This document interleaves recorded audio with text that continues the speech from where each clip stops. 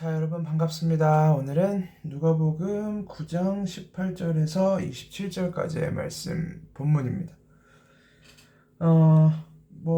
이 본문도 여러분들 아마 많이 들어서 아시겠죠? 이 베드로의 신앙 고백 사건입니다. 누가복음은 비교적 간단하게 하나님의 그리스도 신이다 이렇게 이제 간단하게 고백을 하고 있는데, 요 베드로의 고백은 사실 마태복음, 마가복음, 누가복음에 모두 등장합니다. 그리고 이 고백을 통해서 이제 교회가 탄생하는, 교회의 탄생의 시작점이 되는 거죠.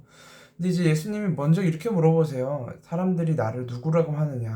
야, 무리들이 그렇게 오랫동안 나를 쫓아다니는데 걔네들은 나를 누구라고 이야기하니? 이렇게 이제 물어보신다는 거죠. 사람들은 근데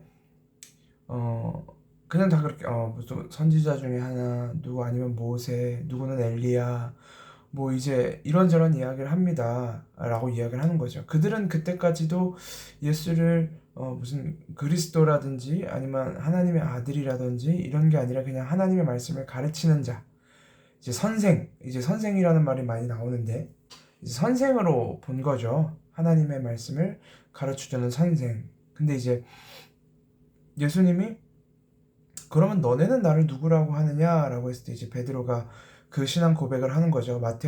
마태복음에서는 주는 그리스도시요 살아계신 하나님의 아들이시니다 이렇게 길게 고백을 하고, 누가복음에서는 주는 하나님의 그리스도시니다 이제 이렇게 짧게 이야기를 하죠. 그러니까 우리는 이거를 신앙 고백이라고 합니다. 누가복음에서는 그 얘기 나오지 않지만 마태복음 같은 경우에는 이 베드로에게 완전 특급 칭찬을 하시죠.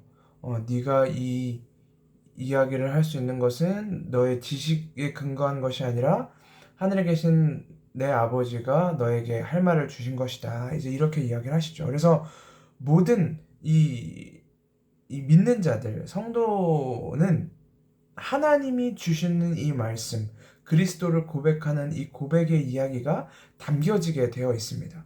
물론 말은 누구나 할 수 있죠. 베드로의 말을 따라 다른 제자들도, 가룟 유다도 아니면 무리들도 따라는 할 수 있습니다. 말하는 게 어려운 건 아니지만, 그러나 예수님이 이야기하셨던 내가 그 반석 위에 교회를 세우겠다라고 말하는 그 에클레시아, 그 교회는 그 믿음을 고백하는 자들의 모임이기 때문에, 단순히 말로 고백하는 것이 아니라 믿는 자들의 모임이기 때문에 하나님의 성도, 고린도전서 1장에 나오는 하나님의 부르심을 입은 성도들은 반드시 그 고백의 자리까지 나아가게 된다. 믿음의 신앙 고백까지 나아가게 된다.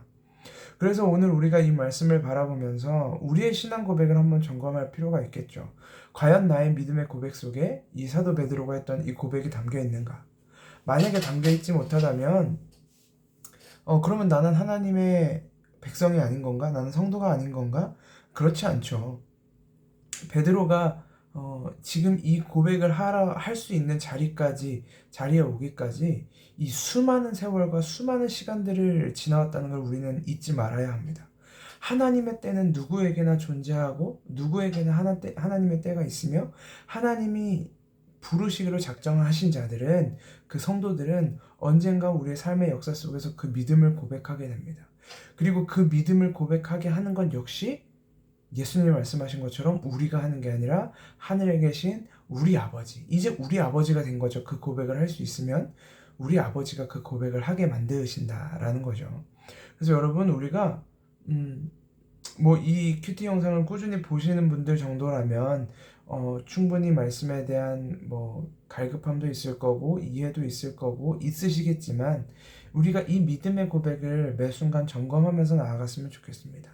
내가 입술을 통해서 하는 이 고백, 내가 입술을 통해서 하는 찬양, 내가 입술을 통해서 내뱉는 나의 기도들은 과연 믿음에 근거하고 있는 것인지, 아니면 그저 머릿속에서 나오는 것에 불과한 것인지 이 시간 한번 고민해 봤으면 좋겠습니다. 더 나아가서 예수님이 이 이야기를 하시고 나서 그때부터 무슨 이야기를 하시냐면 자신이 이제 죽으셔야 될 거라는 이야기를 이때부터 시작을 하십니다.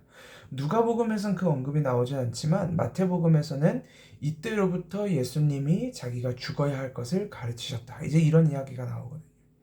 그러니까 믿음에 도달한 자들, 이 베드로의 고백처럼 이 주는 그리스도시요 살아계신 하나님의 아들이다 라는 그 구원자의, 하나님의 기름 부음 받은 자 믿음의 자리까지 도달한 자들은 이제 그때부터 그리스도의 죽음을 마주해야 된다라는 거예요.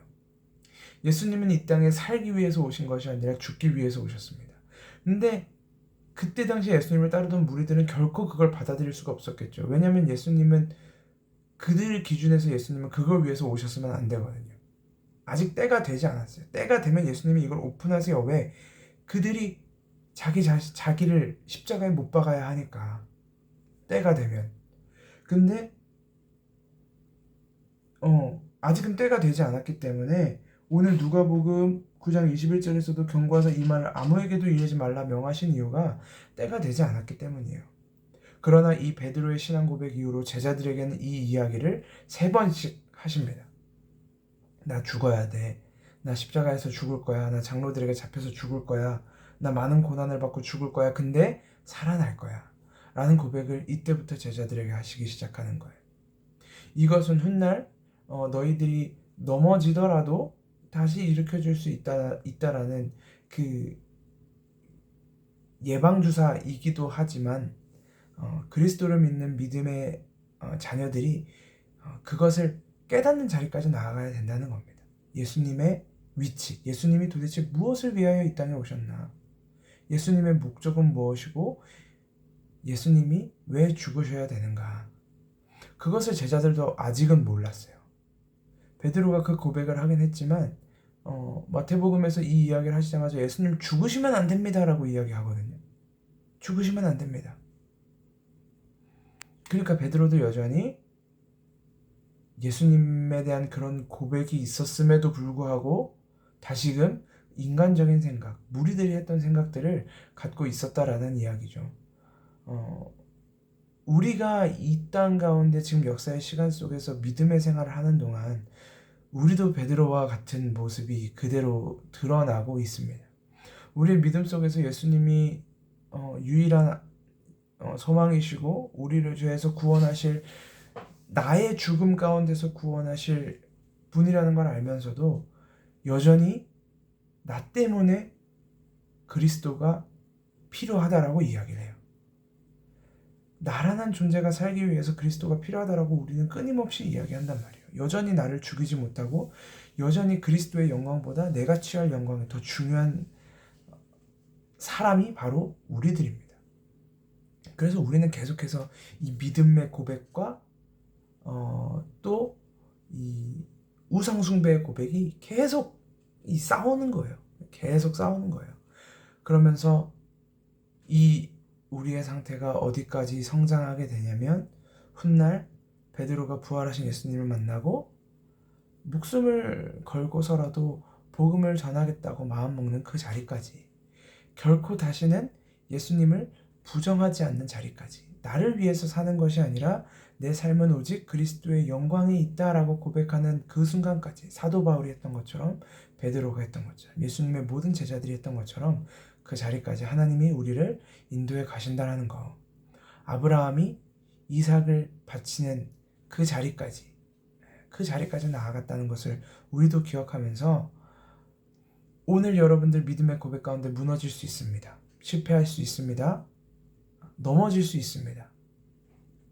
그러나 우리의 믿음의 고백이 어디 있는지를 다시 한번 점검하시고, 오늘 하루 혹시 넘어지시더라도, 오늘 혹시 또 하루 좌절하게 되더라도, 빛에 거하지 못하더라도 하나님이 우리를 빛이라고 명하셨기에 그 믿음 붙들고 담대하게 살아내시기를 주님의 이름으로 소망해 봅니다.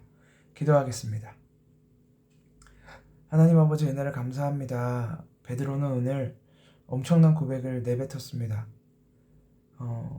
예수님이 하실 수 있는, 그리고 살아계시면서 하셨던 그 특급 칭찬을 받았음에도 불구하고 얼마 가지 않아 다시 인간적인 생각이 그를 지배하고 사탄아 내 뒤로 물러가라라는 저주에 가까운 비판을 들어야만 했던 베드로의 모습이 오늘 우리의 모습은 아닙니까?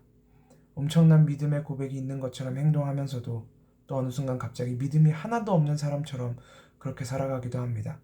하나님 아버지, 우리의 믿음의 고백이 어디서부터 비롯됐는지 우리로 점검하게 하시고, 하나님, 주님께서 우리를 그 믿음의 견고한 자리까지 이끌고 나가심을 우리가 신뢰하며 나아가오니 하나님 아버지 우리가 그 약속을 믿고 나아가오니 하나님 주님께서 정하신 그때 주님께서 보시기에 합당한 그때 우리를 아브라함의 자리로 베드로의 자리로 사도 바울의 자리로 인도하시고 붙들어 주시옵소서.